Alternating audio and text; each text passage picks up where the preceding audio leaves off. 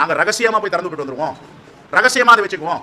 Transparency இல்லைன்னு அதிகாரிகள் சொன்னா இதை கூட ஒரு மக்கள் பிரதிநிதி கேட்கக்கூடாதுன்னு சொல்றாங்க. எந்த விதத்தில் நியாயம் இது? எங்களுக்கு இருக்கிற கோமணமே வேற சுயமரியாதை தான். இதை விட்டுணுமா? எங்களுக்கு இருக்கக்கூடிய கோமணமே சுயமரியாதை தான். அந்த கோமணத்தையும் நான் விட்டு கொடுக்கணுமா அப்படின்னு சொல்லி காங்கிரசினுடைய மாநில தலைவர் செல்வ பெருந்தகை அவர்கள் பேசினது இன்னைக்கு அரசியல் வட்டாரத்தில் ஒரு பெரிய சலசலப்பை ஏற்படுத்தி இருக்கு. காங்கிரஸ் திமுக இவங்க இரண்டு பேருக்குள்ள ஒரு புகைச்சல் இருக்கு. கண்டிப்பாக இவங்களுடைய கூட்டணி அடுத்த ஒரு எலெக்ஷன் வர தாக்கு பிடிக்குமா இல்லையா அப்படிங்கிற கேள்வி பலருக்கும் இருந்துச்சு. அதில் தாவேகா உள்ளே வந்துட்டாங்க. தாவேகா உள்ளே வந்த உடனே ராகுல் காந்தி அவர்கள் விஜய் அவர்களிடம் பேசினார் அப்படின்னு சொல்லக்கூடிய அந்த தகவல் வெளியான போது செல்வ பெருந்தகை அவர்கள் சொன்னது என்னென்னா, ராகுல் காந்தி அவர்கள் ரொம்பவே நல்ல மென்மையான மனது படைத்தவர். யாருக்காவது ஏதாவது சிக்கல் அப்படின்னா உடனடியாக கூப்பிட்டு கேட்பார். அதே மாதிரி தான் என்கிட்ட கேட்டுட்டு தான் ராகுல் காந்தி அவர்கள் விஜய் அவர்களிடம் பேசினார் அப்படின்னு சொன்னாங்க. பட் இந்த டாக் ரொம்ப பெருசாக மாறுறதுக்கான காரணமே இரண்டு பேரும் கூட்டணி வச்சுக்கிடுவாங்களோ அப்படிங்கிறது தான். இப்போ பொதுவாக இந்த செம்பரம்பாக்கம் ஏரி அப்படிங்கிறதெல்லாம் திறக்கப்படும் போது மக்கள் பிரதிநிதியாகிய எங்களிடம் சொல்லாமல் நீங்கள் பாட்டுக்கு ஏதாவது திறந்துட்டீங்கன்னா, அதிகாரிகளிடம் செல்வ பெருந்தகை கேட்ட ஒரே ஒரு கேள்வி, நீங்கள் திறந்துட்டீங்க, ஏதாவது அசம்பாவிதம் நடந்துருச்சுன்னா மக்கள் எங்ககிட்ட தான் வருவாங்க, உங்ககிட்ட வரமாட்டாங்க, அவங்களை எப்படி நாங்கள் ஹேண்டில் பண்ணுறது? ஸோ திறக்கிறதுக்கு முன்னாடி எங்ககிட்ட சொல்லியிருக்கலாம்ல. இந்த பொதுப்பணித்துறை அப்படிங்கிறதுல ஒரு பிணி இருக்குது, ஒரு பெரிய விஷயம் மாட்டிக்கிட்டு இருக்கு, ஒருத்தட்ட மாட்டிகிட்டு இருக்கு அப்படிலாம் சொல்லிட்டார். இது இப்போ திமுக வட்டாரத்தில் பெரிய அளவில் ரியாக்ட் பண்ண ஆரம்பிச்சிட்டாங்க. இது மட்டும் இல்லாமல் நெல்லெண்ணங்க கொஞ்சோண்டு தானங்க முளைச்சிருக்கு அப்படின்னு சொன்னதும், உதயநிதி ஸ்டாலின் அவர்கள் அப்படிலாம் நெல் முளைக்கவே இல்லையே அப்படின்னு சொன்னதும் பெரிய ஒரு பிரச்சனையை சொல்லப்போனால் திமுகவுக்கு பெரிய ஒரு நெகட்டிவை ஏற்படுத்தியிருக்கு. இது இரண்டையுமே இந்த ஒரு பதிவில் பார்க்க போகிறோம். இது மட்டும் இல்லாமல் இன்னும் கொசுறு ஐட்டங்கள்லாம் இருக்குது, அதையும் நம்ம சேர்த்து பார்க்க போகிறோம். இது ஆழமான அரசியல் சதுரங்கம்.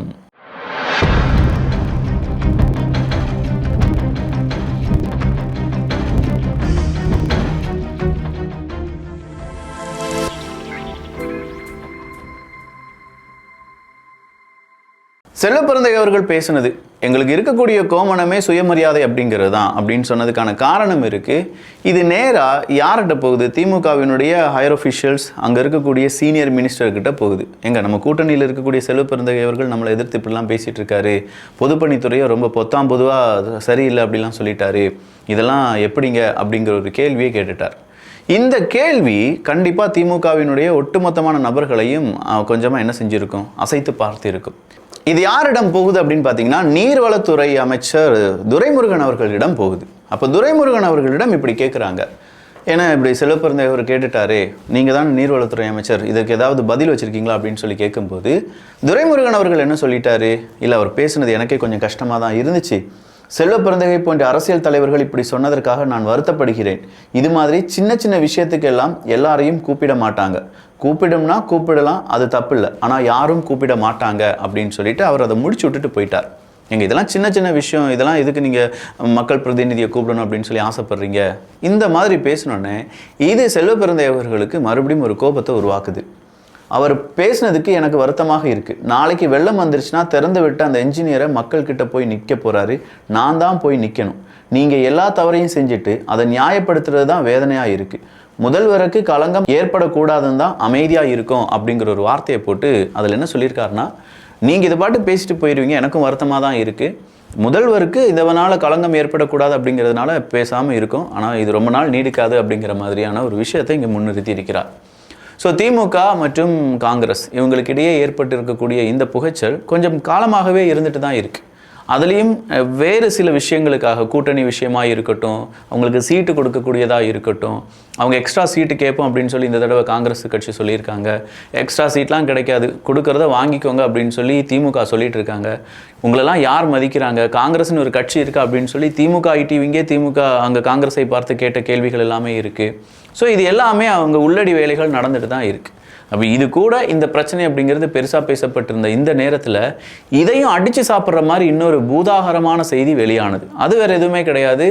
விசிகாவினுடைய தலைவர் திருமாவளவன் அவர்கள் பொய் மேலே பொய் பேசுகிறாரு, நேராக போய் இடி, முறைச்சு பார்த்தா அடி அப்படிங்கிற மாதிரியான பலவிதமான ட்ரோல்ஸ் இப்போது சோஷியல் மீடியாவில் பகிரப்பட்டு வருகிறது. திருமாவளவன் அவர்களை பற்றியான செய்திகளை பாலிமர் நியூஸ் வெளியில் விட்டாங்க. பாலிமர் செய்தி தொடர்பாளர்கள், அங்கே இருக்கக்கூடிய செய்தி ஜேர்னலிஸ்ட் எல்லாத்தையுமே விசிகாவினர் கூப்பிட்டு மிரட்டினாங்க அப்படிங்கிறதெல்லாம் நமக்கு தெரிஞ்சுது. இப்போ பாலிமர் நியூஸ் என்ன செய்கிறாங்கன்னா, அந்த செய்தி எப்போது வந்தது, அந்த வீடியோவை யார் அனுப்புனாங்க, அந்த வீடியோ எந்த டைம்லைனில் வந்துச்சு, அந்த வீடியோ எந்த கோணத்தில் எடுக்கப்பட்டது அப்படிங்கிறதுக்கான ப்ரூஃப் எல்லாமே வெளியில் விட்டுட்டாங்க. ஆனால் இன்னைக்கு திருமாவளவன் அவர்கள் இன்னொரு ஸ்டேஜில் பேசும்போது 1:34 இந்த சம்பவம் நடந்திருக்கு. 2:34 1:34 1:39 ஏதோ அது டெலிகாஸ்ட் பண்ணிட்டாங்க. அவங்களுடைய டிஜிட்டல் மீடியாவில் அவங்க டெலிகாஸ்ட் பண்ணிட்டாங்க. இதை தனியார் தொலைக்காட்சி செய்தது தான் இங்கே பிரச்சனை. அவங்க தான் தீ மூட்டி விட்டாங்க. அதுக்கு முன்னாடி நான் வந்து அந்த கண்ணாடியை இறக்கலை, வெறும் 10 செகண்ட் கூட என்னுடைய கார் அங்கே நிற்கலை. அதே மாதிரி அதுக்கு முன்னாடி யாரும் முன்னாடி நின்று கேமரா எடுத்திருக்காங்களே அவர் யார் அப்படிங்கிறத யாருக்குமே தெரியல. இதை பற்றிலாம் யாரும் கேள்வி கேட்க மாட்டேங்கிங்க அப்படி இப்படின்னு சொல்லிட்டு திருமாவளவன் அவர்கள் சொல்கிறார். இதை பாலிமர் நியூஸ்காரங்க என்ன சொல்கிறாங்கன்னா, இல்லை திருமாவளவன் அவர்கள் வாயை திறந்தாலே பொய் பித்தலாட்டம் தான் பேசிகிட்டு இருக்காரு, அவர் உண்மையே பேச மாட்டேக்காரு, எதை எடுத்தாலும் பொய் பேசுகிறாரு அப்படின்னு சொல்லி ஒரு விஷயத்த சொல்கிறார்.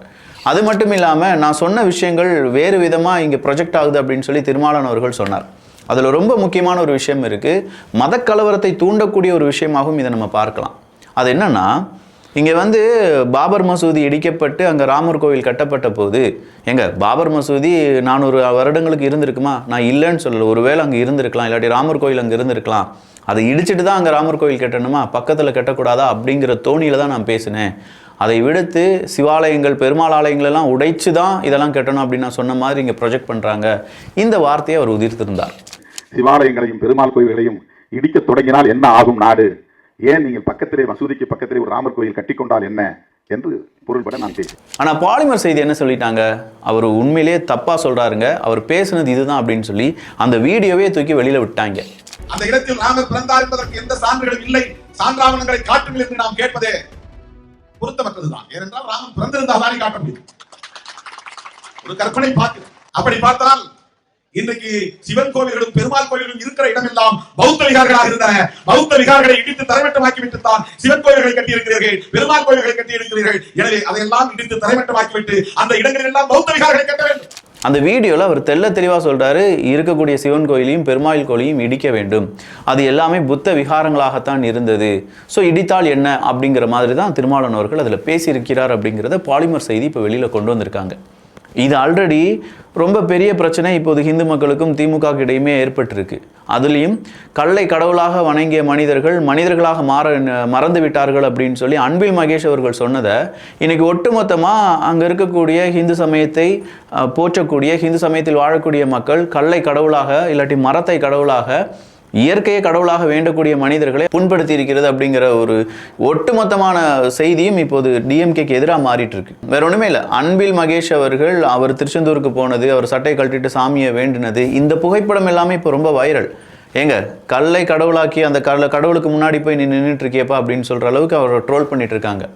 இது மட்டும் இல்லாமல் படங்களிலும் இப்போது அந்த அன்பில் மகேஷ் அவர்கள் பேசின டைலாக்ஸ் எல்லாமே பெரிய அளவில் பேசப்பட்டு வருகிறது. ட்ரோல் மெட்டீரியலாக மாறிடுச்சு. படித்து சொன்னேன் கண்டிஷனை ஃபாலோ பண்ணுங்கப்பா அப்படின்னு சொன்னேன். அந்த டைலாக் படங்களிலும் வர ஆரம்பித்து விட்டது. அப்போ இப்படி டோட்டல் டேமேஜ் நடந்துட்டு இருக்கக்கூடிய இந்த நேரத்தில் திருமாவளவன் அவர்கள் ஒரு பக்கம் சிவன் கோயிலையும் பெருமாள் கோயிலையும் இடிக்க சொல்லவே இல்லை, அது வேற மாதிரி ப்ரொஜெக்ட் ஆயிடுச்சுன்னு சொல்லி அவர் ஒரு எக்ஸ்பிளனேஷனை கொடுக்க, கல்லை கடவுளாக மனிதர்கள் நினைத்தார்கள் அப்படின்னு சொல்லி இவர் வேறொரு விவகாரத்துக்கு ஒரு எக்ஸ்பிளனேஷனை கொடுக்க, இப்போ இரண்டும் சேர்ந்து திமுகவுக்கு பேக் ஃபயர் ஆயிடுச்சு. இதை எப்படி சமாளிக்க போகிறாங்க அப்படின்னு சொல்கிறதுக்கு முன்னாடி அடுத்ததாக இன்னொரு செய்தி என்னென்னா, டெல்டாவினுடைய காவலர் எடப்பாடியார் தான் அப்படின்னு சொல்லி அதிமுகவினுடைய ஐடிவிங் ரொம்ப நாட்களாகவே அவங்களுடைய வீடியோ எல்லாமே ஸ்ப்ரெட் பண்ணிட்டு இருந்தாங்க. அதுலேயும் ஒவ்வொரு டெல்டா மாவட்டங்களுக்கு போய் அங்கே வந்து எடப்பாடி பழனிசாமி அவர்கள் ஆய்வு செய்வதும், நெல் முளைத்திருக்கக்கூடிய நெல், கொள்முதல் செய்யப்படாத நெற்கள், அங்கே மூட்டையாக அழுகி இருக்கக்கூடிய, ஏன்னா தண்ணீர் வந்து தேங்கி இருக்கக்கூடிய நெல் மூட்டைகள் அப்படிங்கிறதெல்லாம் பார்த்து, பிணத்தை அடைக்க வேண்டிய இடத்தில் நெல் மூட்டைகளை அடைத்திருக்கிறார்கள் அப்படிங்கிற அந்த புகைப்படத்தை எல்லாமே ரொம்ப பெரிய அளவில் வைரல் பண்ணாங்க ஏடிஎம்கே. காரணம் இருக்குது, டெல்டா பகுதியில் விவசாயிகள் மிகப்பெரிய சோகத்துடன் இருக்காங்க. இன்றைக்கெலாம் 2-3 வீடியோ பார்த்த பிறகு சோத்தில் கை வைக்க கை நடுங்கிற மாதிரி இருக்குது. ஒரு அம்மா, ஒரு விவசாயி, அவங்க வளர்த்த கடனுக்கு வட்டிக்கு வாங்கின அந்த அந்த நெல்லை அப்படியே டிராக்டர் போட்டு அழிக்கிறாங்க. யாருமே வந்து பார்க்கல, எவ்வளோ சேதாரமாக இருக்குது, இந்த மழையில் நாங்கள் எப்படி பாதிக்கப்படுறோம் அப்படிங்கிறது யாருமே வந்து பார்க்கல அப்படின்னு சொல்லி அவங்களுடைய குரல். எனக்கு பொண்டாட்டி இறந்துட்டா, எனக்கு பிள்ளைகள் இருக்காங்க, 2 பெண் குழந்தை ஒரு ஆண் குழந்தை, நான் எப்படி இந்த 40 ஏக்கர் சாகுபடியில் அதுவும் இப்படிலாம் நீங்கள் கொள்முதல் பண்ணாமல் இருந்தீங்கன்னா நாங்கள் என்ன செய்ய? அதிமுக பீரியட்லேயே இதெல்லாம் நடக்கல, எடப்பாடி பழனிசாமி அவர்களுடைய பீரியட்லேயே நடக்குது இல்லையே, ஆனால் இங்கே நடந்துருச்சு, நாங்கள் திமுகவுக்கு தானே ஓட்டு போட்டோம் அப்படின்னு சொல்கிற விவசாயிகளுடைய குரல் பெரும் குரலாக மாறிட்டு இருக்கு. அதில் சில அமைச்சர்கள் என்ன செஞ்சிடறாங்க, உதயநிதி ஸ்டாலின் அவர்கள் சொல்கிறாரு, எந்த நெல்லும் அங்கே என்ன செய்யப்படவில்லை, முளைக்கவே இல்லை அப்படின்னு சொல்லி ஒரு பேட்டியில் கொடுத்துட்டு போகிறார். விவசாயிகள் என்ன செய்கிறாங்க, கூகுள் லொக்கேஷனில் ஆன் பண்ணி விவசாயிகளுக்கு ஆதரவாக இருக்கக்கூடிய நபர்கள் எல்லாருமே வித் லேட்டிடியூட் லாஞ்சிடியூடோடி அந்த லொக்கேஷனோடி வீடியோ எடுத்து பதிவு பண்ணுறாங்க. இங்கே பாருங்கள் இவ்வளோ நெல் மூட்டை இருக்குது, இந்த நெல் மூட்டையில் இவ்வளோ முளைச்சிருக்கு அப்படின்னு சொல்லி. இதில் இந்த பன்னீர்செல்வம் மாதிரியான அமைச்சர்கள் என்ன சொல்லிடுறாங்க, கொஞ்சோண்டு முளைச்சிருச்சு இதுக்கு என்னப்பா அப்படின்னு சொல்லி கேட்குறாங்க. உண்மையிலே இவங்களாம் அமைச்சர்களா அப்படிங்கிற கேள்வி இன்றைக்கி பொதுமக்கள் கேட்க ஆரம்பிக்கிறாங்க. ஏன்னா நெல் அப்படிங்கிறது கொஞ்சம் கூட முளைக்கக்கூடாது, அது கொஞ்சோண்டு முளைச்சிருச்சுன்னா அவ்வளோதான், அந்த நெல்லை நம்ம எதுவுமே செய்ய முடியாது. மறுபடியும் நட்டி வைக்கிறதுக்கா, இல்லாட்டி சாப்பாடு செய்வதற்கா, இல்லாட்டி இந்த ரேஷன் கடையில் கொடுக்கறதுக்கா எதுவும் நடக்காது. அதை பாலிஷ் பண்ண முடியாது, நெல்லை பிரித்து எடுக்க முடியாது. ஒரு சாதாரண நெல்லை பற்றி படித்தவர்கள் கூட கொஞ்சோண்டு தானே முளைச்சிருச்சு அப்படிலாம் யாரும் சொல்ல மாட்டாங்க. அப்படி சொன்னது இப்போ அதிமுகவுக்கு ரொம்ப பெரிய அளவில் விவசாயிகள் மத்தியில் பெரிய ஒரு ஆப்பர்ச்சுனிட்டியை உருவாக்கி கொடுத்துருச்சு. திமுக காரங்க ஏன் இப்படி செய்கிறீங்க, அதிமுக காரங்க பாருங்கள் களத்தில் வராங்க. எடப்பாடி பழனிசாமி அவர்கள் களத்தில் வந்து இதெல்லாம் பார்க்கிறார் அப்படின்னு சொன்னோன்னே திமுக கூடாரத்துக்கு ஒரு பயம். அந்த பயத்தை அவங்க இப்போ எப்படி மாற்றுறாங்க அப்படின்னா, ஆளூர் ஷானவாஸ் மாதிரியான ஆட்களை விட்டு ஒவ்வொரு ஏரியாவாக போய் பாரு, ஒவ்வொரு அமைச்சர்களை விட்டு, ஒவ்வொரு எம்எல்ஏ விட்டு, ஒரு எம்பியை விட்டு சீக்கிரம் நெல் கொள்முதல் எல்லாம் நல்லபடியாக நடக்குது, டெல்டா காவலன் ஸ்டாலின் அப்படின்னு சொல்கிற ஹேஷ்டேகை ட்ரெண்ட் பண்ணுங்கள், உதயநிதி ஸ்டாலின் அவர்கள் இதோ ஓடி வந்து விட்டார் விவசாயிகாக்க அப்படின்னு சொல்லிட்டு ஒரு ஆடை ரன் பண்ணுங்கள். இதெல்லாம் ரன் பண்ணி எப்படியாவது டெல்டா காவலன் நம்ம தான், டெல்டா மாவட்டத்தில் நமக்கு ஓட்டு குறைஞ்சிடக்கூடாதுங்கிறத ரொம்ப கண்ணும் கருத்துமாக செய்ய ஆரம்பிச்சிட்டாங்க. அப்போது இந்த இடத்துல தான் நான் சொல்கிறேன், எடப்பாடி பழனிசாமி அவர்கள் சரியான எதிர்க்கட்சி தலைவராக செயல்பட்டு இருந்தார் என்றால் அவருக்கு பவரை இப்போ தான் அவர் உணர்ந்திருப்பார். எடப்பாடி பழனிசாமி அவர்கள் டெல்டா மாவட்ட விவசாயிகளிடம் போய் பேச்சுவார்த்தை நடத்துகிறார். அங்கே இருக்கக்கூடிய நெல், முளைத்து இருக்கக்கூடிய நெல்லெல்லாம் எடுத்து காண்பிக்கிறார், வைரலாக மாறுது. அடுத்த நாளே எம்எல்ஏ எம்பி எல்லாருமே அங்கே விவசாயிகளை நோக்கி ஓடுகிறார்கள், நெல் கொள்முதல் எப்படி நடந்துட்டு இருக்கு அப்படிங்கிறத பார்வையிடுகிறார்கள் என்றால் இதை எடப்பாடி பழனிசாமி அவர்களும் அதிமுகவும் சரிவர ஒரு 2-3 வருடங்களுக்கு முன்னாடி இருந்தே செய்ய ஆரம்பிச்சிருந்தாங்கன்னா எப்படி இருந்திருக்கும் அப்படிங்கிறத கொஞ்சம் யோசிச்சு பாருங்க. சரி, இப்போ டூ லேட் ஆயிடுச்சா அப்படின்னு கேட்டால் இல்லை, இப்போதும் எலெக்ஷன் வரப்போகுது, 2026 எலெக்ஷன் வரப்போகுது. அதற்கு இப்போ எடப்பாடி பழனிசாமி அவர்கள் ஸ்கோர் பண்ணுறதெல்லாம் ரொம்ப பெரிய அளவில் அதிமுகவுக்கு ப்ளஸ் பாயிண்டாக மாறுது, திமுகவுக்கு நெகட்டிவாக மாறிக்கிட்டே இருக்குது. இதெல்லாம் நடந்துட்டு இருக்கும்போது தான் உதயநிதி ஸ்டாலின் அவர்கள் பேசின பேச்சுக்கள் எல்லாத்தையுமே இப்போ ட்ரோல் பண்ண ஆரம்பிச்சிட்டாங்க. அது எப்படி, அவர் சொன்னதை செய்யவே மாட்டார், 7 மாதத்தில் நீட்டை ரத்து பண்ணிடும் அப்படின்னு சொன்னார்ன்னு சொல்லி அவருடைய பழைய வீடியோவை ட்ரெண்ட் பண்ணி விட்டுட்டு இருக்காங்க இன்னைக்கு. எனவே இப்போ மக்களுக்கு தெளிவா தெரியும், இப்பவும் நாங்க சொல்றோம் 7 மாசத்துல கண்டிப்பா நீட் தேர்வு ரத்து செய்யப்படும், தலைவர் அறிவிச்சிட்டாங்க. இதுல மல்லை சத்யா வேற, அவர் என்ன சொல்றாரு, மல்லை சத்யா அவர்கள் மதிமுக அப்படிங்கிறது மகனுக்காக திமுக அப்படின்னு சொல்ற மாதிரி மதிமுகவை மாத்திட்டாங்க, வைகோ அவர்கள் செய்வது சரியில்லை. ஆல்ரெடி வைகோ அவர்கள், மல்லை சத்யா அவர்கள் போனதுலேருந்தே மதிமுக அவங்களுடைய பலத்தை இழந்து விட்டது அப்படின்னு சொல்ற விமர்சனம் தான் எல்லா இடங்களிலும் வந்து வண்ணம் இருக்கிறது. ஸோ மல்லை சத்யா அவர்கள் இல்லாத மதிமுகவை எப்படி மதிமுக என்று சொல்வது அப்படிங்கிற ஒரு கேள்வியுடன் இருக்கும்போது மல்லை சத்யா அவர்கள் இது மதிமுகவே கிடையாது, மகனுக்கான திமுக அப்படின்னு சொல்கிற ஒரு விமர்சனத்தை முன்வைத்திருக்கிறார். அடுத்த பிளான் என்ன அப்படிங்கிறதுலையும் மல்லை சத்யா அவர்கள் கூற ஆரம்பித்திருக்கிறார். இதுவும் திமுகவினுடைய கூட்டணி கட்சியான மதிமுகவுக்கு சிக்கலை ஏற்படுத்துகிறது. இன்னைக்கு சில ஆங்கில ஊடகத்தில் வந்த வீடியோக்கள், அங்கே இருக்கக்கூடிய நியூஸ் ஆங்கர்ஸ் நேரடியாக வந்து சென்னையில் அவங்க எந்த குண்டுகுழியெல்லாம் பார்த்துருக்காங்க அப்படிங்கிற வீடியோலாம் ரொம்ப வைரல். ஒற்றையாள் 4 வருஷமா இவங்க செஞ்ச விளம்பர மாடலை பறக்க விட்டுட்டாங்க அப்படின்னு சொல்ற அந்த ஒரு ஹேஷ்டேகுடன் பிளஸ் அந்த டிஸ்கிரிப்ஷனுடன் சில வீடியோக்கள் இன்னைக்கு இணையதளத்தில் ரொம்ப வைரல். அந்த வீடியோவை நீங்க பார்க்கலன்னா தயவு செஞ்சு பாருங்க. சென்னையில் எந்த ஏரியாவில் எப்படி குண்டுங்குழியுமா இருக்கு, 4000 கோடி ரூபாய் எங்கே, ஒரு சொட்டு தண்ணீர் கூட தேங்காத நல்ல ரோடு, சூப்பரான ரோடெல்லாம் எங்கே இருக்குது அப்படிங்கிற அந்த வீடியோக்கள், அந்த டீட்டெயில்ஸ் எல்லாமே அதில் பகிர்கிறார்கள். அவங்க ஷபீர் அவர்களும் அதை பற்றிலாம் வீடியோ போட்டிருந்தாரு.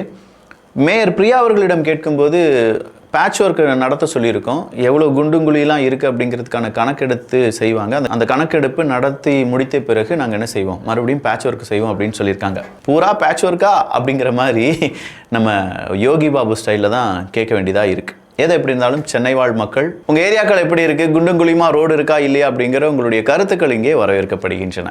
செய்தியை சொல்லிட்டேன், யோசிக்கிறது யோசிக்காமல் இருக்கிறது உங்கள் கையில் தான் இருக்குது. யோசிச்சிங்கன்னா இன்னும் கொஞ்சம் நபர்களுக்கு இதை பகிர்ந்து அவங்களையும் யோசிக்க விடுங்க. நல்லதை பகிர்ந்து நல்ல சமுதாயத்தை உருவாக்குவோம். நன்றி, வணக்கம்.